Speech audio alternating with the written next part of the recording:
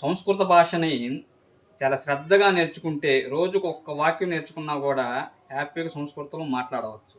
అది ఎలాగంటే ఇప్పుడు సపోజ్ అవతల వ్యక్తి ఒక మగ వ్యక్తి అయితే అతన్ని మనం నీ పేరేమిటి అని అడిగేటువంటి విధానం ఎలా ఉంటుందంటే భవతః నామ కిం, భవతః నామ కిం, నీ పేరేమిటి అని మగ వ్యక్తిని అడిగేటప్పుడు భవతః నామ కిం అనాలి.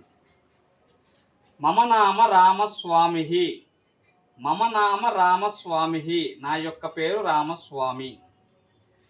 అదే ఆడవారిని మనం అడిగేటప్పుడు భవత్యాహ నామ కిం, భవత్యాహ నామ కిం,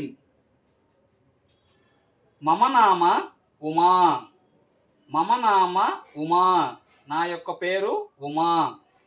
ఇలా జెంట్స్కి ఒక రకంగా, లేడీస్కి ఒక రకంగా క్వశ్చన్ చేయటం అనేది ఉంటుంది. ఇంకొకటి వారి యొక్క పేర్లు తాలూకు చివరి అక్షరాన్ని బట్టి ఆతో ముగిస్తే ఒక రకంగా ఉంటుంది, ఈతో ముగిస్తే ఒక రకంగా ఉంటుంది. ఇలా శబ్దాల యొక్క రూపాలను బట్టి మనం ఆన్సర్ ఇవ్వటం అనేది జరుగుతుంది. కంప్లీట్ నిదానంగా నేను రేపటి నుంచి ప్రతిరోజు ఉదయం పూట సంస్కృతంలో ఉన్నటువంటి చిన్న చిన్న పదాలను మీకు అలవాటు చేస్తూ సరదాగా నేర్చుకోండి. ఒకటి మాత్రం నిజం, మనం సంస్కృత భాష నేర్చుకున్నాము అని అంటే భరతమాతకి సేవ చేసుకున్నట్టే. జై హింద్, మీ రామస్వామి సంస్కృతం పండిట్.